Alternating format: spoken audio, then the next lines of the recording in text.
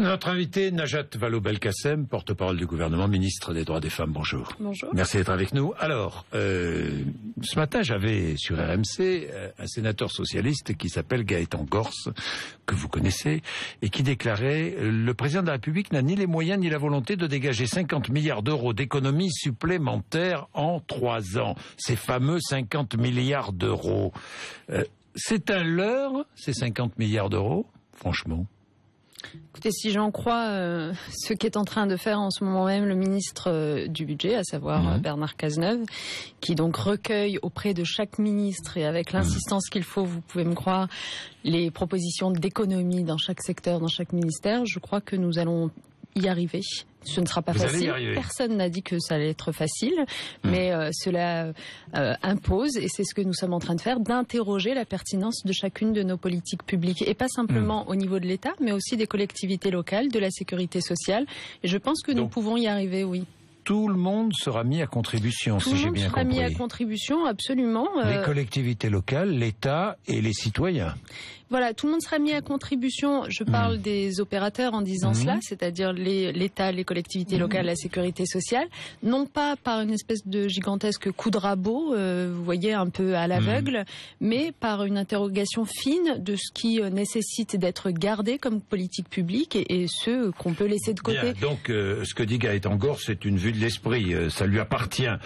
Pas question d'enfumer, c'est lui qui emploie cette expression, j'aime pas trop ce mot, mais la Commission européenne avec laquelle la France a rendez-vous au mois d'avril. Mais ce n'est pas pour les beaux yeux de la Commission européenne que nous cherchons à faire ces économies. C'est aussi pour rendre plus efficace, tout simplement, nos pouvoirs publics, nos collectivités locales. Tenez, par exemple, une source d'économie dans les collectivités locales, c'est évidemment le rapprochement de plusieurs collectivités locales, voire la fusion à terme. Moi, il se trouve que je viens de la région lyonnaise. Ce qui est en train de se faire entre la communauté urbaine de Lyon et le Conseil général du Rhône, qui ne vont plus former qu'une seule collectivité, a évidemment des impacts en termes de mutualisation à la fois des services, mais aussi des achats des deux collectivités et donc d'économie à la clé. Najat Vallaud-Belkacem, je voudrais entrer dans le détail parce que quand j'écoute le gouvernement, j'ai entendu quoi? Pas de gel des primes et de l'avancement des fonctionnaires, on est bien d'accord? Oui. Bien. Pas de baisse du nombre de fonctionnaires, on est bien d'accord? De manière plus précise, à partir du moment où nous interrogeons les politiques publiques et leur pertinence, s'il apparaît qu'il vaut mieux se recentrer sur quelques politiques publiques phares et laisser de côté d'autres qui apparaissent moins utiles, ça aura des conséquences évidemment en termes de gestion du personnel. Ça veut dire qu'il y aura une baisse du nombre des fonctionnaires dans les 3 années qui viennent? Nous nous refusons à nous fixer des objectifs chiffrés à l'aveugle. Je crois vraiment que nous avons été précis là-dessus et c'est pour cela que vous n'écartez pas cette hypothèse. Le Premier ministre a demandé à Maryse Lebranchu, la ministre en charge de la fonction publique, d'ouvrir les négociations dans la fonction publique pour faire en sorte d'affecter là où c'est le plus utile, en effet, les fonctionnaires. D'accord, mais quel résultat cela aura sur le nombre global de fonctionnaires? Je ne peux pas vous répondre pour une raison simple. Mais c'est une piste sérieuse d'économie. Mais je voudrais vraiment être précis sur ce sujet. Nous ne sommes pas dans la démarche du gouvernement précédent. Vous vous souvenez, le gouvernement de François Fillon avec sa RGPP qui consistait à supprimer un fonctionnaire sur 2. Ne nous intéressons pas à ce qu'a fait le gouvernement précédent. On ne va pas traîner ça comme un boulet. Oui, mais pour expliquer ce que nous faisons nous, c'est bien toujours d'avoir en mémoire ce qui se faisait avant. Pas de gel des primes et de l'avancement des fonctionnaires, on est bien d'accord. Baisse du nombre des fonctionnaires, peut-être. Nous verrons bien. C'est ce que j'entends. Quand, par exemple, je vous parle, cela vaut pour les collectivités locales comme pour l'État, quand je vous parle de mutualisation des services, peut-être il y a bien un moment où, il peut advenir qu'on ait moins de fonctionnaires dans tel ou tel secteur, Bon, alors, peut-être une baisse. La désindexation des aides sociales sur l'inflation, oui ou non? C'est une source d'économie aussi. Je ne crois pas que ce soit une bonne chose en période de précarité. Je pense que vous voyez bien les chiffres de la pauvreté. Donc il faut évidemment ces choses-là les prendre avec beaucoup de mesures. Donc moi je ne procède pas par généralité sur ces sujets. C'est pas de la généralité là quand même. Certaines aides sociales pourraient être désindexées. Les aides au logement par exemple. Vrai ou faux? Moi, je pense qu'il y a quand même aujourd'hui dans notre pays, non, enfin, il n'y a pas de décision de désindexation des aides logement. Moi, je pense qu'aujourd'hui dans notre pays, il y a beaucoup de gens qui souffrent de la pauvreté et qu'il faut faire attention et leur permettre aussi de consommer.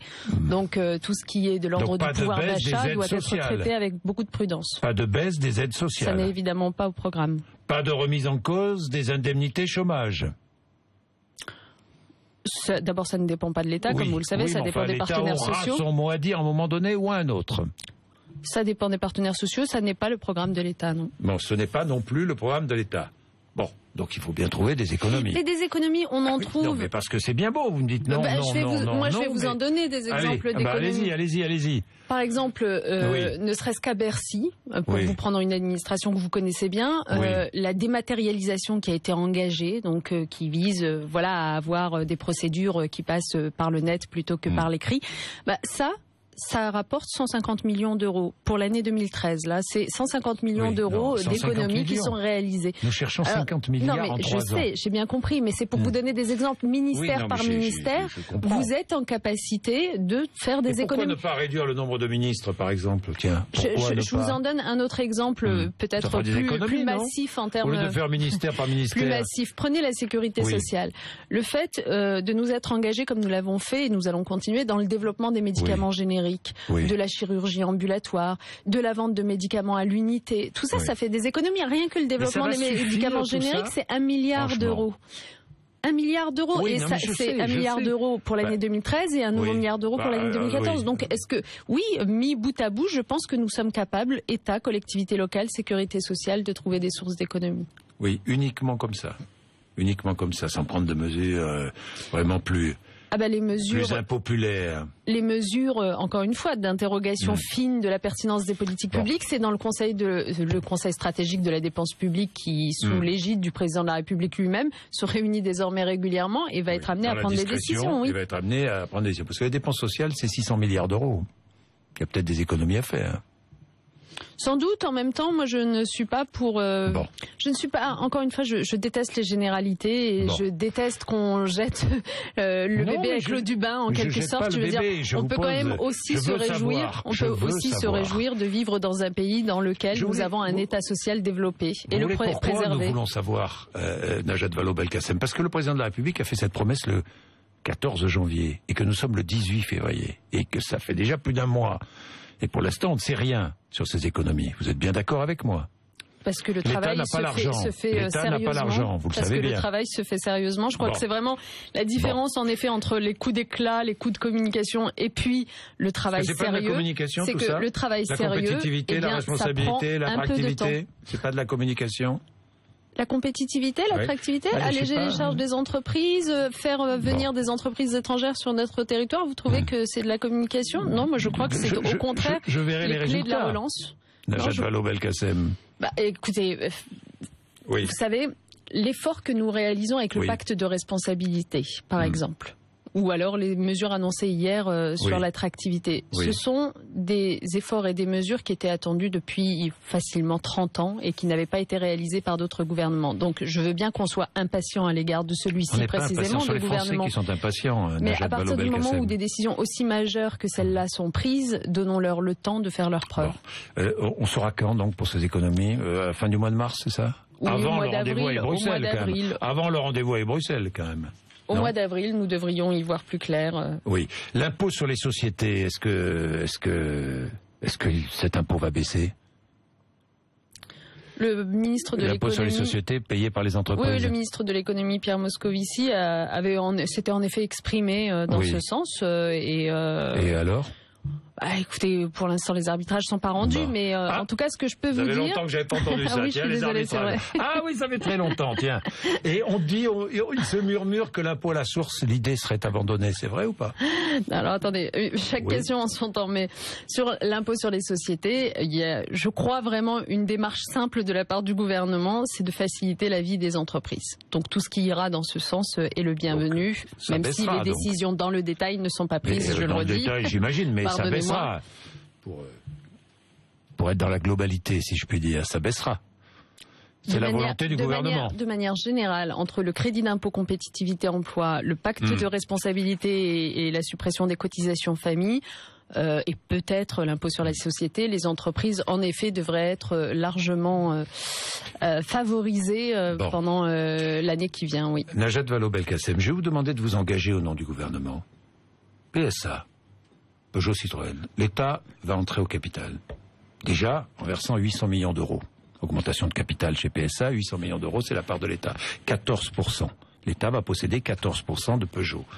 L'État va présider le conseil de surveillance, non ? Le conseil d'administration. Oui ou non ?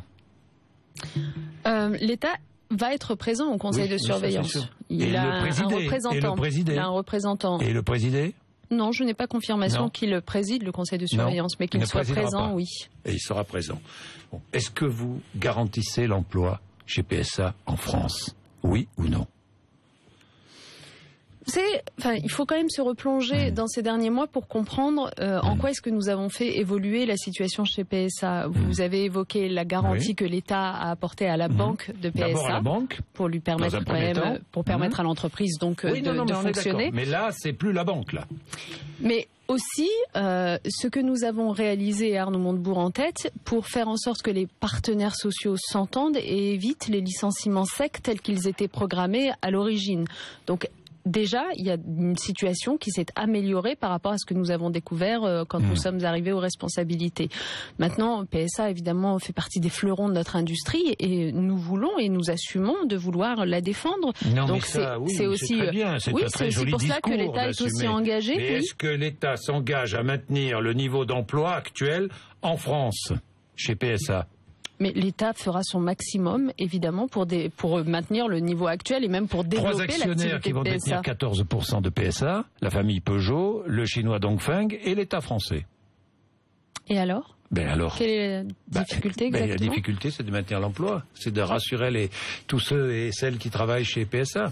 Mais est-ce que c'est l'arrivée d'un actionnaire, en l'occurrence chinois, qui vous pose problème dans l'absolu ? Ça ne me pose absolument pas de problème. D'accord, donc nous sommes d'accord. Ce qui me pose problème, c'est l'avenir des salariés de cette entreprise. Bien sûr, mais l'avenir des salariés de cette entreprise, si vous permettez, l'avenir des salariés de cette entreprise, il passait par l'existence de repreneurs de l'activité de PSA. Donc c'est une bonne chose que nous ayons un nouvel actionnaire.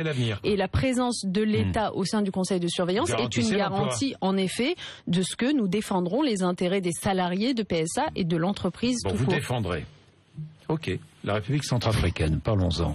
Dites-moi, jusqu'à quand la présence française ? Je croyais que nous étions là-bas pour 6 mois. Et puis c'est prolongé. La présidente par intérim de la République centrafricaine demande encore une prolongation de la présence militaire française. Est-ce qu'on va prolonger encore ?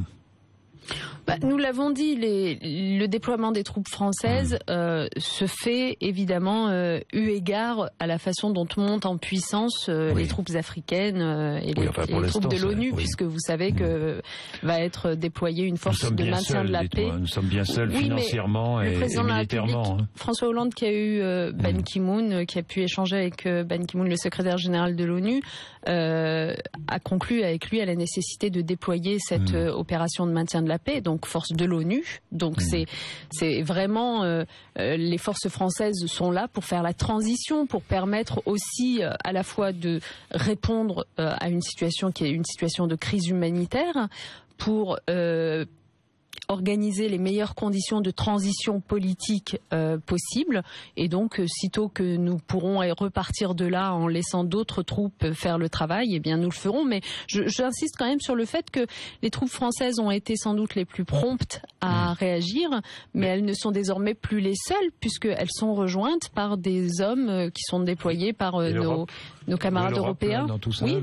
Par les pays européens. Il y a plusieurs centaines d'hommes qui sont en train d'arriver, provenant de toute l'Europe. Donc on peut toujours faire mieux, mais c'est déjà pas mal. J'ai vu qu'Angela Merkel et Nicolas Sarkozy, vous avez vu aussi, avaient rendez-vous le 28 février à Berlin. Est-ce opportun ? Selon vous, est-ce que ça peut gêner l'action de la France, une telle initiative ? Si j'ai bien compris, c'est pour une conférence. Mais Nicolas Sarkozy a du temps libre, il l'utilise comme il veut. Objectivement, je n'ai rien à redire, évidemment. Par contre, je peux vous dire, puisqu'on parle de l'Allemagne, que va se tenir ce mercredi un Conseil des ministres franco-allemand. Un Conseil des ministres franco-allemands, d'ailleurs. Michel Sapin, ministre du Travail, et son homologue allemand ont commencé à le préparer, notamment sur cette dimension essentielle qui est celle du travail et notamment du travail des jeunes. Oui. Et donc ça va être l'occasion, ce Conseil des ministres franco-allemand, de faire progresser notre partenariat sur des sujets qui nous tiennent à cœur, comme cette question de l'emploi des jeunes, de la formation, des stages, comme sur bien d'autres sujets, oui. Oui, Najat Vallaud-Belkacem, on balaye l'actualité. Est-ce que vous avez vu ce qu'a déclaré Jean-Vincent Placé à propos d'Arnaud Montebourg? Il ne sert à rien. Non, il a posé la question, à quoi sert-il? Ça vous laisse... dubitatif, oui, ça vous intéresse pas. Oui. Non, j'ai le droit de répondre ça, en fait ça m'intéresse pas. Mais pourquoi ne pas répondre ça? Non, ce que dit Jean-Vincent Placé ne m'intéresse absolument pas. Non. Ben oui. C'est pas lié au seul Jean-Vincent Placé. Si, en l'occurrence si. En l'occurrence, c'est pas lié à quelqu'un d'autre. Je pense qu'il n'y a pas d'intérêt particulier à commenter cette sortie, voilà. Bon, d'accord. Vous avez vu Civitas, qui a diffusé des photos présentant une jeune femme en jean, mimant. Vous avez des poses sexuelles. C'était au Canada, ils se sont trompés. Vous avez vu ça? Hein? Ouais. Ouais. C'est bien que tout le monde puisse se rendre compte des méthodes de Civitas, la manipulation, le mensonge, voilà, ce sont des faussaires. Manipulation, mensonge dont vous êtes victime aussi. Oui, dont vous ça avez arrive. Été victime aussi. Oui, ça arrive. Oui. Oui. Récemment, pourquoi est-ce qu'on vous en veut? Selon vous? Non mais pourquoi? Pourquoi est-ce que cette frange très à droite vous en veut, Najat Vallaud-Belkacem? Je crois qu'il faut poser la question à ceux qui m'en veulent. Vous y avez réfléchi, j'imagine. Non? Moi, je crois que, au fond, c'est pas tant ma personne. Je crois vraiment que cette promotion de l'égalité entre les femmes et les hommes, contrairement à une idée reçue, elle fait pas tant consensus que ça. Ou plus exactement, elle fait plutôt consensus dans la société française, la vraie, les gens, les Français, mais qu'il existe toujours des franges qui sont hostiles, résolument hostiles, et qui se battront contre cette égalité homme-femme. Pourquoi? Parce que ils ont tout à gagner de l'inégalité. Ils ont tout à gagner de l'inégalité, voilà, de la domination d'un sexe par l'autre. Vous savez ce qu'on va faire? On va rejoindre Sochi parce qu'on a une médaille d'or. C'est une bonne nouvelle. Hein. Mais tout de suite, je voudrais que nous regardions et que nous écoutions ce qui s'est passé à Lyon. Invitée d'un café débat sur l'enfance, une candidate du Front National dans le 5e arrondissement, elle s'appelle Nicole Hugon, a eu des propos choquants sur vous, sur la théorie du genre. Écoutez. Je pense que Mme Belkacem a dû se réveiller un matin en pensant qu'elle était une hermaphrodite, je pense. Pour moi, ça relève de la psychiatrie complètement. Si elle ne s'est pas aperçue qu'un garçon n'était pas physiologiquement fait comme une fille, je vois que ça devient grave. Et dans ce cas-là, on peut la remettre à l'école pour qu'elle apprenne. Et au nom de l'égalité, je voudrais savoir si Mme Belkacem, qui certainement doit rêver de s'appeler Robert, enseignerait la théorie du genre au roi du Maroc et dans les écoles marocaines. Voilà, vous avez entendu. Ouais. Je suis toujours hésitante face à ce type de sortie parce que est-ce que leur répondre, c'est pas déjà leur donner une importance qu'elles ne méritent pas? Donc vous ne répondez pas. Ouais. Bien, la finale de snowboard cross avec François Giuseppi. Médaille d'or pour Pierre Vautier. François. 6 ans et champion olympique ici au parc extrême de Rosa Couture. Incroyable histoire. Non, c'est une plaisanterie. Cette médaille d'or, non, mais c'est génial. C'est génial. Alors, une médaille d'or de plus à Sochi. Bon, François Giuseppi n'est pas là, mais on le retrouvera sur l'antenne d'RMC, évidemment, tout à l'heure. Vous n'en doutez pas. Bon, tout va bien. Vous êtes la ministre la plus populaire du gouvernement. J'ai vu ça maintenant. Non, l'action que je conduis, comme ministre des droits des femmes, en effet, rencontre l'adhésion des Français. C'est une bonne chose parce que, vous savez, on a vécu quelques jours de polémiques stériles et fallacieuses qui ont pu laisser croire peut-être que les Français ne partageaient pas cet objectif. Khmer Rose, on vous qualifie de Khmer Rose, vous avez vu ça? Oui. Oui. Ah oui, mais ce sont des critiques... Non, mais c'est pas une critique, ça. Ouais, c'est une critique, un commentaire, oui, c'est un commentaire. Non, c'est un commentaire. C'est excessif et insignifiant, donc. Bon. Merci, Najat Vallaud-Belkacem. Il est 8h05. Je suis un peu décousu aujourd'hui, mais ça arrive. Je suis désolée. Non, ne soyez pas désolée. Non, soyez pas... Moi, j'attends des réponses. Ne soyez pas désolée, vous avez vos réponses. Moi, j'ai mes questions. Et Sochi, on va retrouver Sochi sur RMC, bien sûr. Il est 8h55.